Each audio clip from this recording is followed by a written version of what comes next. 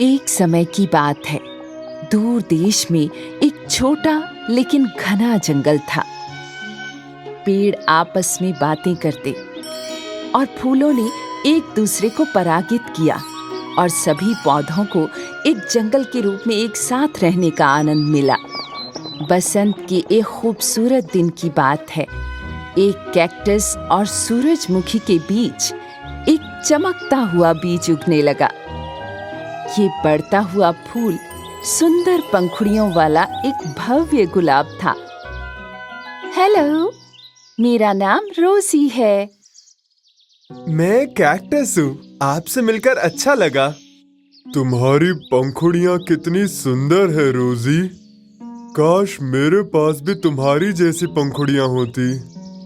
धन्यवाद, लेकिन हर कोई प्यारा, सुंदर और सुगंधित नहीं हो सकता, है ना? रोजी की अभिमानी बातों ने सभी को चौंका दिया। वो कितनी अहंकारी फूल थी, चाहे वो अभी अभी ही खिली थी। बेशक मैं यहाँ की सबसे सुंदर फूल हूँ। मेरी चमकदार पंखुड़ियों को देखो। यहाँ बहुत सारे खूबसूरत पौधे हैं रोजी। आप उनमें से सिर्फ एक हैं। क्या तुम्हारी हिम्मत कैसे हुई बाकी कांटेदार कैक्टस से मेरा मुकाबला करने की? मैं उनसे कहीं ज्यादा खूबसूरत हूँ। कैक्टस उनकी बातों को सुनकर बहुत परेशान था, पर वो कुछ भी नहीं कह पाया। तुमने कैक्टस से जो कुछ भी कहा रोजी, वो ठीक नहीं था, समझ गई? और कांटे तो तुम्हारे पास भी हैं। दरअसल कैक्टस की तुलना मेरे जैसे खूबसूरत गुलाब से करना अच्छी बात नहीं ना। सुंदरता के बारे में आप क्या जानेंगे? आप तो खिलते भी नहीं। ना ही कैक्टस, ना ही सूरजमुखी और ना ही कोई पेड़ रोजी के इस रवैये से खुश हो सकता था, क्योंकि वो एक फूल थी जो लगातार खुद की तारीफ करती थी। दिन बीतते गए और अंत में गर्मियां आ गई। सूरजमुखी बहुत खुश थी। अपने चमकीले पीले चेहरे के साथ वो दिन भर सूरज की किरणों का पीछा करती रहती। दूसरी ओर कैक्टस अपने उस पानी को पीने लगा जो उसने पूरी सर्दियों में जमा किया था, और वो पूरी गर्मी में खुद को ऊर्जावान और स्वस्थ रख रहा था। यहाँ तक कि कुछ छोटे पक्षी भी पानी पीने के लिए कैक्टस के पास गए, जबकि अन्य पौधे इस गर्म मौसम के लिए कैक्टस की तरह पानी जमा नहीं कर सकते थे, और प्यास के कारण गुलाबी भी मुरझाने लगी थी। क्या यहाँ कभी बारिश होगी? बारिश के लिए सर्दियों का आना जरूरी है रोजी।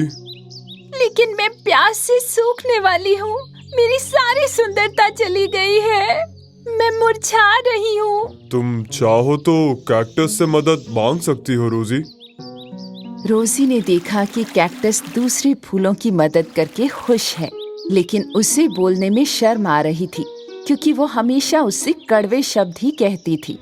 हालांकि जब एक और पंखुड़ी सूख गई और उसके सिर से गिर गई, तो उसने अपना अभिमान एक तरफ रख दिया और कैक्टस से माफी मांगी।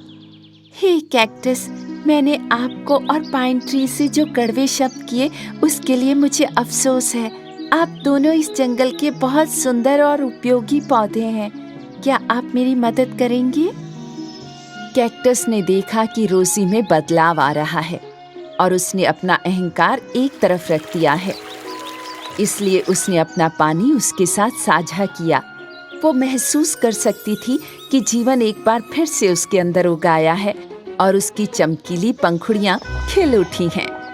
उस दिन से रोजी ने अपने दोस्तों को उनके रंग रूप से नहीं आंकना सीख लिया, क्योंकि हम एक दूसरे से कितने ही अलग क्यों ना दिखें, लेकिन हमारी सुंदरता से ज्यादा हमारा व्यवहार मायने रखता है।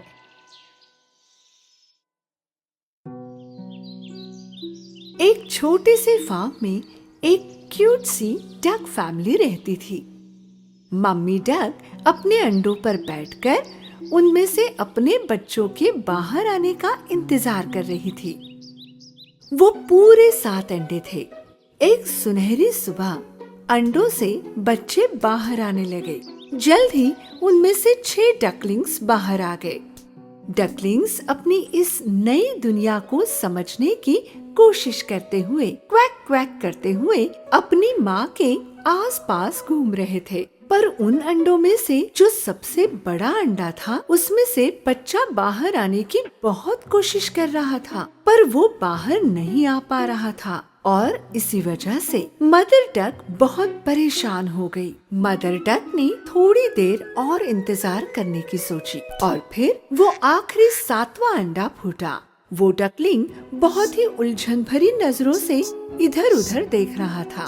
वो डकलिंग इस बात से अनजान था कि उसकी माँ और उसके भाई बहन भी उलझन भरी नजरों से उसे देख रहे हैं, क्योंकि वो डकलिंग बिल्कुल भी अपने भाई बहन जैसे नहीं दिख रहा था। वो थोड़ा चौड़ा था और उसके भूरे और सफेद पंख थे। बाकी डकलिंग्स उस पर हंसने लगे। तुम कितने बदसूरत दिख रहे हो, तुम बिल्कुल भी हमारी तरह नहीं दिखती। मुझे समझ नहीं आ रहा, तुम कैसे अपने भाई बहन जैसे नहीं दिख रहे? बदसूरत, बदसूरत, बदसूरत, बदसूरत। कुछ समय बाद सारे डकलिंग्स थोड़े बड़े होने लगे, पर ये डकलिंग बाकी के मुकाबले काफी बड़ा लग रहा था और उसके पंखों के रंग भी अजीब लग रहे थे। तुम कितनी जल्दी बड़े हो गए और इतने अलग कैसे हो गए? वक्त गुजरता गया और वो बदसूरत डकलिंग और भी अजीब और भद्दा दिखने लगा। उसके कोई भाई बहन उसके साथ खेलने को तैयार नहीं थे। हम तुम्हारे साथ नहीं खेलेंगे, तुम बहुत बदसूरत हो। खेत के बाकी सभी जानवर भी उस बदसूरत डकलिंग का मजाक उड़ाते थे। बदसूरत डकलिंग, बदसूरत डकलिंग। ना ना ना ना ना ना, बदसूरत डकलिंग। उसकी माँ उसे बचाने का काफी प्रयास करती रहती थी। मेरे बेचारे डकलिंग, तुम बाकियों से इतने अलग क्यों हो? जैसे दिन गुजरते गए, वो बेचारा डकलिंग और भी हताश हो गया और उसे बहुत अजीब लग रहा था। सारी रात वो अकेले रोता रहता और सोचता कि उसे कोई भी पसंद नहीं करता। मैं इतना बदसूरत क्यों हूँ? मैं अपने भाई बहन जैसा क्यों नहीं दिख सकता?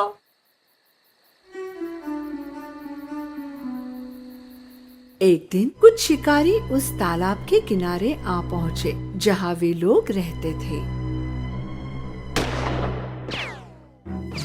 शिकारी उन डक्स का शिकार करने लगे।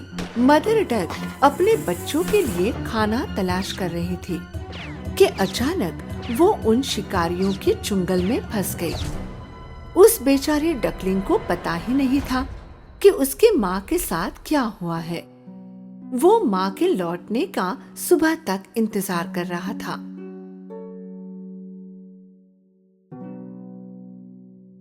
बेचारे को पता ही नहीं था कि क्या करे। सबसे पहले वो कुत्ते के पास गया। कुत्ते ने उसे चले जाने को कहा। चले जाओ, किसी ने मुझे तुम जैसे एक बदसूरत डक से बात करते हुए नहीं देखना चाहिए।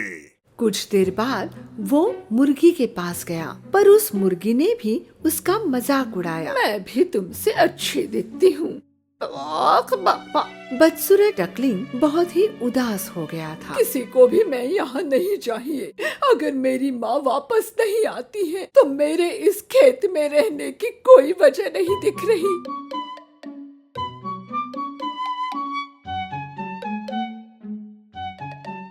उसी सुबह वो डकलिंग खेत छोड़कर चला गया। वो तैरते हुए तालाब के दूसरे किनारे जा पहुंचा। वो सभी जानवरों से वही सवाल कर रहा था। क्या तुमने मेरे जैसे किसी और डक को देखा है? क्या तुमने किसी और डक को देखा है?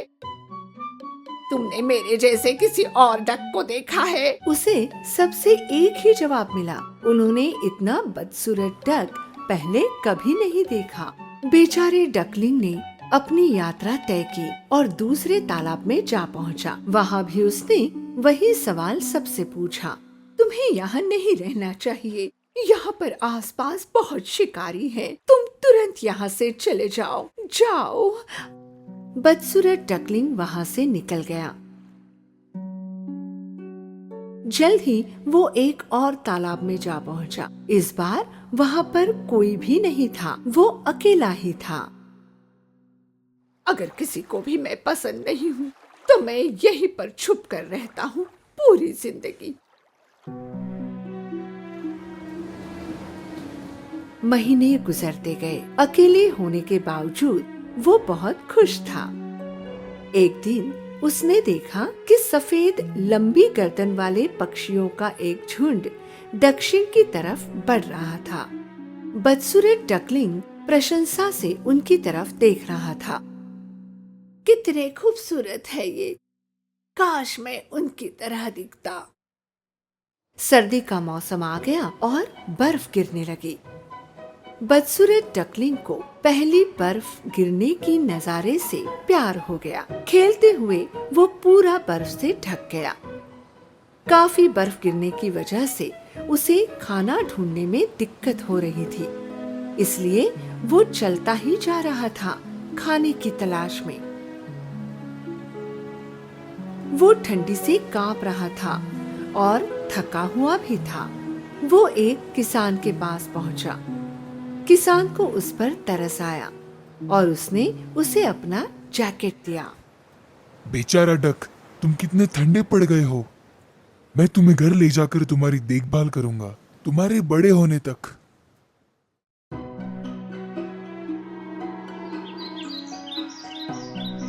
किसान ने जैसे कहा वैसे ही किया। जब तक वो डकलिंग बड़ा हो गया तब तक वसंत ऋतु आ गया था। बदसूरत डकलिंग को घूमने के लिए ज्यादा जगह मिले, इसलिए किसान ने उसे तालाब में छोड़ने की सोची। फिर एक बार अकेले कुछ समय बाद डकलिंग ने खुद का प्रतिबिंब पानी में देखा, पर वो हैरान हो गया जो उसने देखा। पहले तो वो अपने आप को पहचान ही नहीं पाया। उसे लगा उसके पीछे कोई और खड़ा है, इसलिए उसने अपने पंखों को खोला और देखा कि उसका प्रतिबिंब भी वही कर रहा था। उसने अपनी गर्दन को खींचकर बाहर की और वहीं उसने पानी में भी होते देखा। तब उसे ये यकीन हो गया कि वो कोई और नहीं, वो खुद है। ओह, मैं कितना बड़ा हो गया हूँ। मैं आसमान में उड़ते हुए पंछियों की तरह दिख रहा हूँ। मुझे घर वापस जाना चाहिए और अपने आप को सभी को दिखाना चाहिए। जब वो तालाब में तैरते हुए जा रहा था, रास्ते में उसे हंसों का झुंड मिला। क्योंकि वो अब उन लोगों में से ही एक था, उन्होंने उसे अपने साथ ले लिया। वो बदसूरत डकलिंग अब उन हंसों के साथ खुशी से तैरते हुए जा रहा था। एक लड़का जो तालाब के किनारे था, इन हंसों को देखकर चिल्लाते हुए अपने दोस्तों को बुलाने लगा। उस छोटे वाले को देखो जो सबसे आखिर में तैर रहा है। ये सबसे खूबसूरत हंस होगा, इसे मैंने पहले कभी नहीं देखा। हाँ, वो पहले से ही एक हंस था।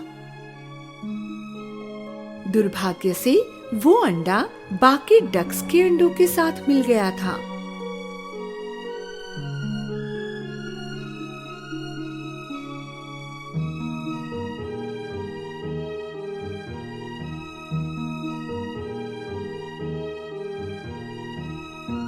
पर अब वो अपने असली परिवार के साथ था और उसकी आने वाली जिंदगी बहुत ही खूबसूरत थी।